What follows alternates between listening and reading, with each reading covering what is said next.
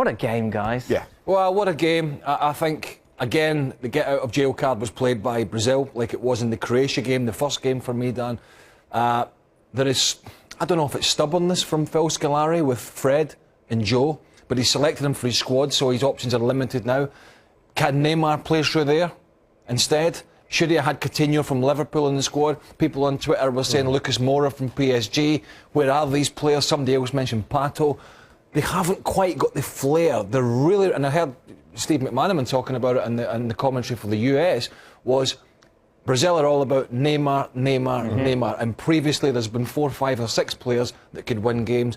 Doesn't seem that way at the moment. And what Chile did well, I thought, particularly in the second half, was they cut out the passing channel to Neymar. That seemed to be what they wanted to do first. Whenever Brazil got the ball wide, the first thing they do was cut out the passing channel and then press the ball. And to very good effect. I thought Chile were by far the better team in the second half and have to count themselves unlucky for a number of reasons. The shot that hit the crossbar and the missed penalty to be somehow find themselves out of this World Cup. Dare I say it, Brazil are looking, and they're even more so maybe now that they're going to be so tired after this, but they're looking, Dan, a little bit one-dimensional, which is, listen, you normally say that about Brazil. Craig, you were the designated penalty taker for Derby when you played at Derby, yeah? You took some penalties in some big games. Not quite this pressure. Can you try and contextualise what Neymar must have been feeling walking up? It's just incredible. This is a guy where all the responsibility of this tournament, of the host, has been put on his shoulders. He knows if he misses that penalty, then it's likely that Brazil will be... and I was listening to some commentators at the end talking about, well, why would you change designated penalty takers at the end of 120 minutes from the ones that maybe designated at the start? Well, so you've got injuries, you've got substitutions, you've got change of players, you've also got how you've played in that game. If you're in the 5 penalty takers at the end, but you've had an absolute stinker of a game, if you've not already been taken off, the manager might say, right, it's not going to work for you, you might have to come off. But from Neymar's point of view, he's playing with confidence. He's playing with confidence at the moment. I said before the tournament started, I don't think this is a guy who fears the pressure and responsibility. He may do inside, but he doesn't exude that externally, and I think he showed that in his penalty. You know, at times I wonder if you could see the same about Neymar for Barcelona, where maybe at times the pressure told. But every time you see him in the gold and green for Brazil... He was great in the first half, wasn't he? He kind of... as you say, he seems to relish that pressure and he seems to flourish under it for the national team, where maybe for Barcelona you just have to... But maybe, Shaki, with Barca, he's got that little man called Messi who, when he names the team, when the previous manager at Barcelona named the team, you know, it was always... If he played together with Messi, it was Messi and Neymar. He knew they were really looking to the little Argentinian as the star. And maybe he just felt in awe a little bit, where quite clearly at the moment, he is the Brazilian hope. There's nobody else. No one.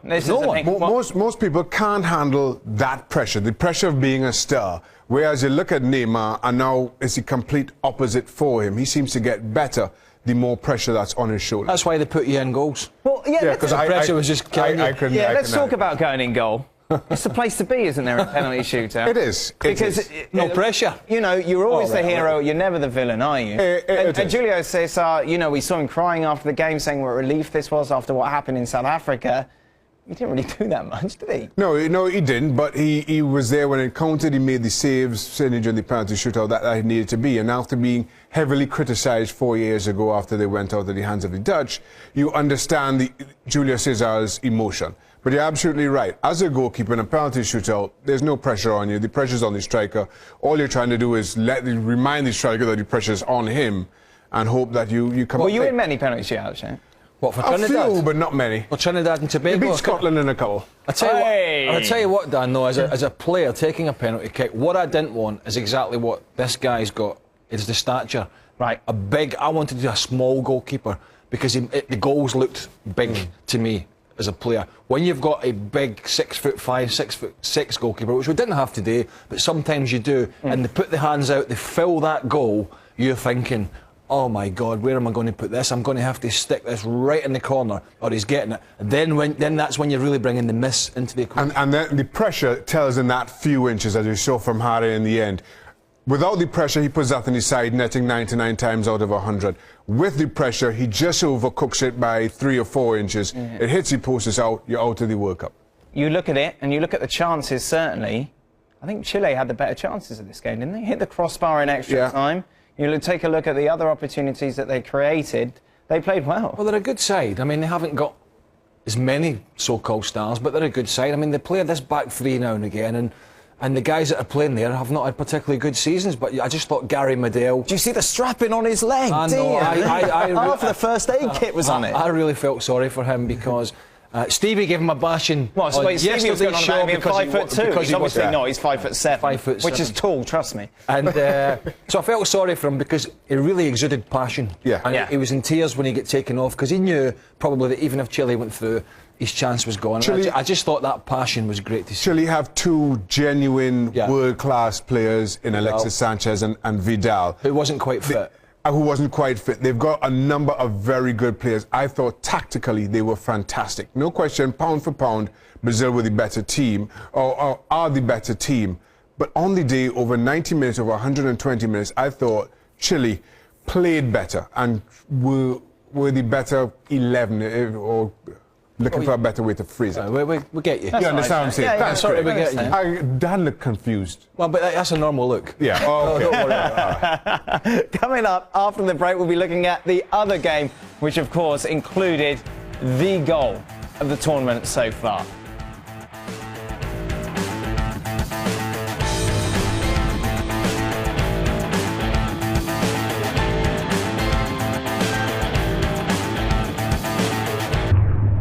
Now, our friends in Australia would be shouting at you, Craig, saying, how is that goal, why is that goal better than Tim Cahill's?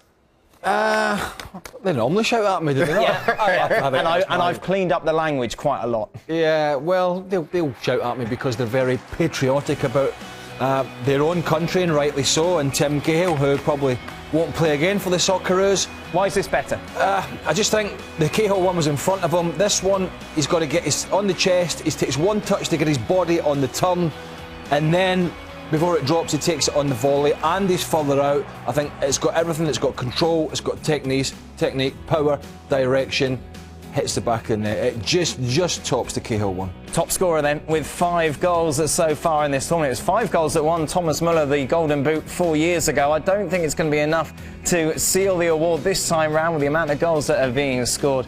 He has been just so brilliant to watch, hasn't he, Shaq? He has. I mean, came into this tournament a relative unknown, and I say relative given how much we know about Neymar, Messi, and the likes. And has set the tournament alight. Not only has James Rodriguez played well and breathed life into this tournament around Colombia. Colombia have played well, and I think that's gone a long way to our impression of them. Keeping in mind as well that many felt Colombia would really struggle without Falcao. Has he impressed you? Yeah, very much so. And I mean, he plays at a good standard at Monaco. So he's made a move to I wouldn't say a big club, but a prominent... Financially, a prominent club, and, you know, tax-free money and all that, and big pay, but, you know, there's bigger and better clubs out there for him if he keeps performing like that. And but his price tags... Monaco sat going, well, this is lovely. Not that they need the money over there, but they're sitting going, this is great because we could really cash in on this guy if that's what we want. Plus, going forward... I think it's Brazil they're going to play. There's going to be is there no end to this goal? They did pay $50 million for James Rodriguez. It's strange, isn't it? People are that's pennies to them. How much is he worth now? Well, 50. And can we get a middle ground? Because I call him James Rodriguez. Right. You boys call him James. So can we just call him Jimmy? Call him Jimmy Rodriguez, and we'll... You're going to be calling him James by the end of the tournament. Well, if he's still playing at the end of the tournament. There you go. Now, of course, next up for Colombia is Brazil. Are Brazil underdogs going into this? No, they're not. Brazil can't be underdogs this tournament. You think not anyway. But you look at the performances, take the names out of it, take the fact that it's in Brazil out of it. Colombia played better football, but you could probably make the same argument about Chile, and that wasn't enough to get Chile past the Brazilians as well. There is that home field advantage. There is the emotion around this tournament that I think gives Brazil a little bit of an edge. But from here on in, I mean, no real surprise, it doesn't get any easier. And Colombia will probably be as stern a test for the Brazilians as any. I think Phil Scolari, the Brazilian manager, is two things today. He's a relieved man, but I think he's a worried man. Yeah. Because there is so many flaws in this Brazilian side that were exploited or should have been exploited by the Croatians in the first game. They certainly could have been again today in the knockout, and that's the excitement of the knockout. I mean, it almost makes the group stages a little bit boring, because when it gets to this, I mean, it's do or die. But I think you talked before about Coutinho and Lucas Moura. He's stuck with the squad that he's got. How does he change things around? How does he make it better? How does he make this Brazilian side more of an attacking force? Well, I don't see how Neymar can't play through the middle. Right. And I don't want to hear this argument I hear. He can't play with his back to play. And so many people say that about so many different players. That's nonsense. You don't have to be able to play with your back to play if the possession's good and your movement's good.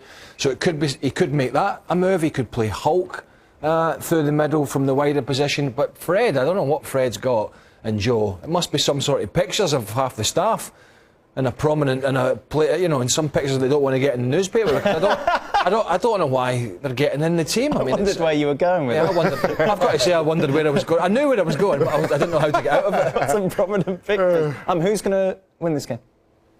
I still think Brazil will probably win it. Okay. I'm with Craig. I think Brazil win it. All right. Well, let's. In case you haven't seen this. This was Luis Suarez's explanation of what happened with the biting incident with Chiellini. You ready for this? Oh, yeah. After the impact, I lost my balance, making my body unstable and falling on top of my opponent. At that moment, I hit my face against the player, leaving a small bruise on my cheek and a strong pain in my teeth. Now this is, and Shaka made a good point to me earlier. It's like a 7-year-old child making a statement at school about something he did in the school playground. I hate to see teams getting put out, but and I'll say it, I'm delighted Uruguay are out, because the way that they've handled this, Suarez, Tabarez the manager, and the Uruguayan FA. I agree fully, Craig. I mean, we've been in teams. It's not the first time, and I'm sure it's not the last, where we've seen players do controversial things. But it is a ridiculous defence of it that has totally put me off Uruguay and their team as a result. And I think many neutrals will feel the same. OK, well, still to come on today's show, we'll be looking ahead to the next round of matches, which includes, of course, the Netherlands against Mexico.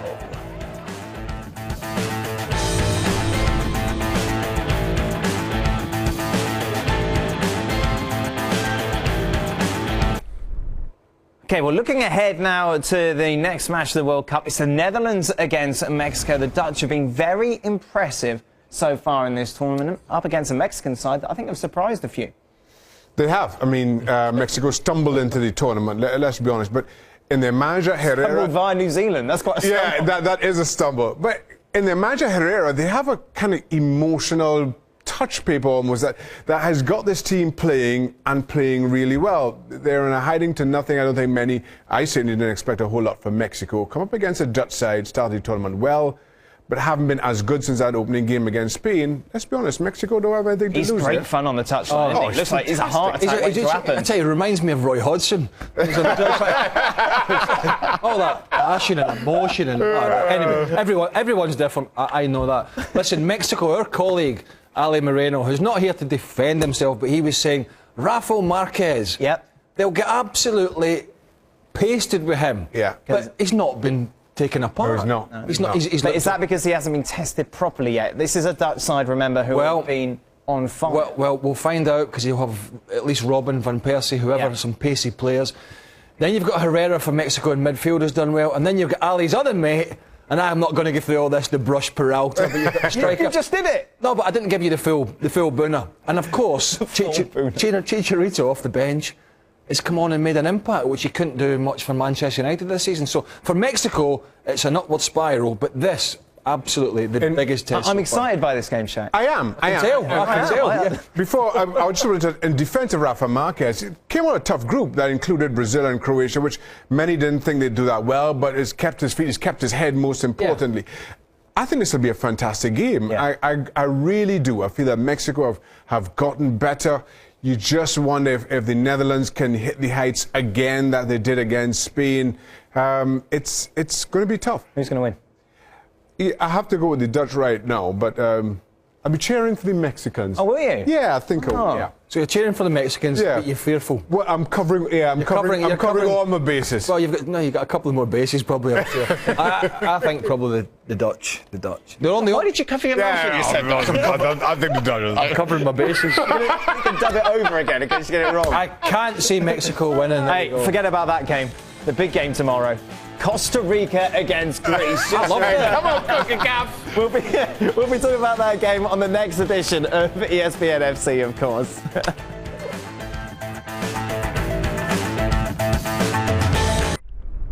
Welcome back. As promised, now let's look ahead to the big one tomorrow.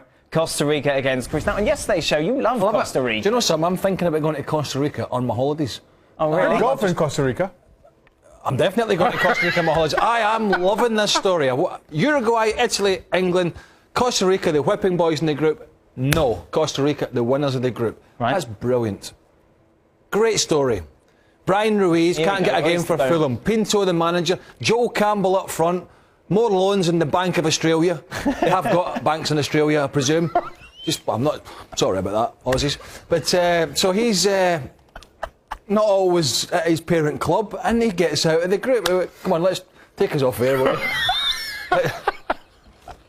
you? Shaka, how do you see this game going? I'm CONCACAF. I'm back in CONCACAF, Dad. You know yeah, I'm with Craig on this. Yep. Costa Rica. How do the Greeks, Shaka? How do the Greeks keep getting to these? Oh goodness. Salpingiris, Katsourounis, Karagunis, they're all about 54. What if Greece win the World Cup? Oh please no. Greece win the World Cup. No. Where there's a space shuttle leaving. Thank you very much. Costa Rica. Thank you very much to Craig Burley. Apologies once again from Craig. Thanks to Shaka. More tomorrow. Bye-bye.